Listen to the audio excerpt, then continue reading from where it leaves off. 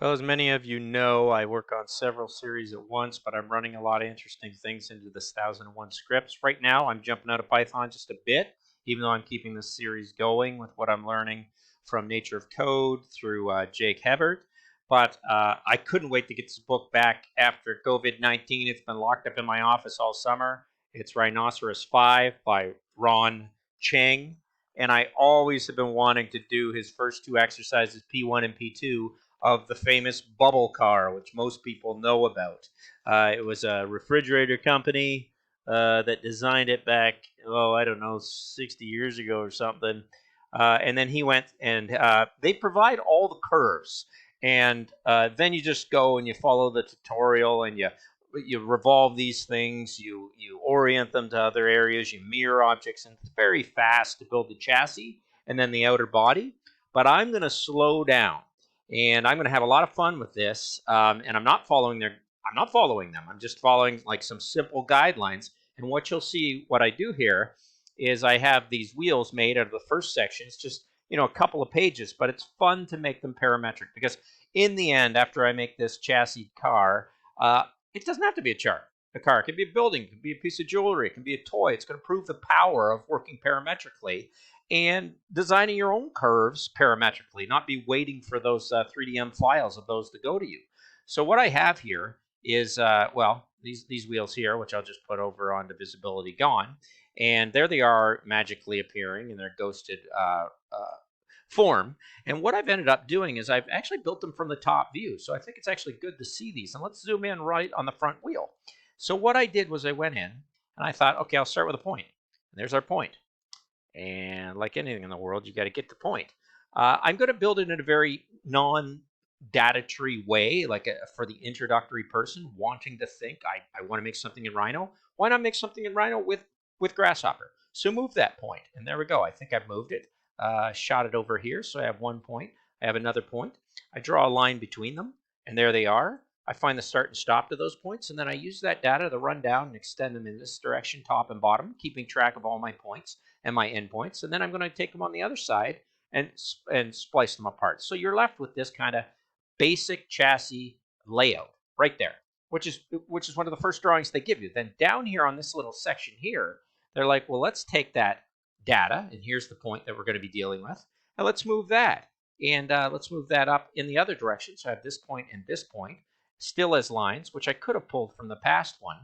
But I'm going to start dealing with some proportionate division tools, math tools, so I can actually go in and find the start and stop of those points. But when I decide to actually move this one point, which I'm very excited about, I'm going to move it in a sine-based curve.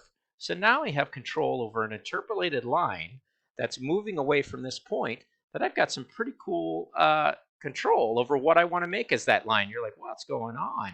But that is my design. That's not waiting for the 3DM curve. That's building that curve. And after building that one, I simply go to the geometries, and I'll try and select a few and move that one, join the line, move this one over here, move this one over here, close up the lines. I had to do a little bit of reverse.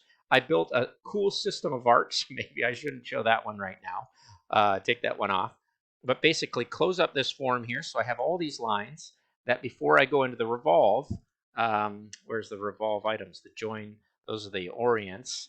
These are all the lines before they've been joined, not just from this series, which was an arc tool, which allows me to actually balloon out my outer tire. So I have total control over that outer tire. And if we jump into here and I take a look at the whole thing, I've got pretty cool parametric control on what I want to do with that tire rim. And it doesn't have to line up with what's in the book. This is my tire. And of course, I've taken those curves, dealt in the construction of those to whatever I feel like doing. And after I've made them and had some fun with them, the hub and the tires, I sent them through very simple tools down here, which is the revolve and the orient and the mirroring. And then that ends up putting all four of these objects where they need to be. And after doing that, you've got a pretty cool system of these tires that when I touch one little bit of data, and they're parametric in a very simple code. I started with some polynomials. I seem to always go back to sine. I just really prefer that as a tool. And as I start to change this, you can see you have some pretty cool parametric control over those tires and the wheel wells. You could change the arcs, you can balloon them up. But I think this could be a fun toy. And because it's all linked to this system of if I go out of here and I grab everything that's actually here, you see it's all linked to that system that I'm just wondering why my lines aren't coming up.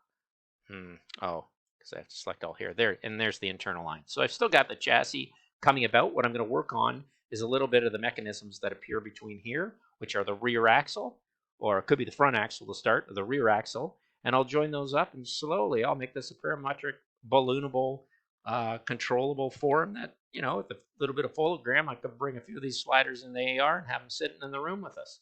So I'm very excited about this project. I've been waiting, I've had it in the back of my mind all summer. I haven't had the text, and I'm just following some basic guidelines out of the book of anyone else's design as I start to make this really cool model. And like I said, the trees, you're going to be looking at just data. You're not even going to be finding lists. Well, the odd lists as I mirror things with the double kind of fancy wires, but you're not going to find a lot of data trees tucked away in here because I'm going to build it like I'm actually nut and bolting this whole thing together. Anyway, thanks very much for watching. I'll pull back out the vision on, which is kind of nice. Take that off. And there's my tires before I balloon them up. And very happy with it. And the continuity in them is pretty beautiful. You have to get really into the habit of understanding your curves, though. And without taking the time to really go in there and find out what is actually happening on that top view scale, and getting in there, and even though I've got some objects that are in the way, let's hide those.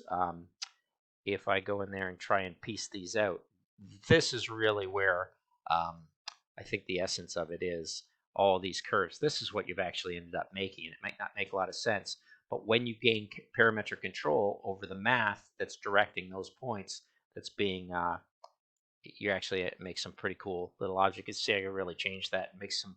And there's some faults here. Obviously, if a line overlapped one, then we've got too thin a substance or surface. But you could still play around with some very odd, awkward forms as I kind of just play with the sine curve.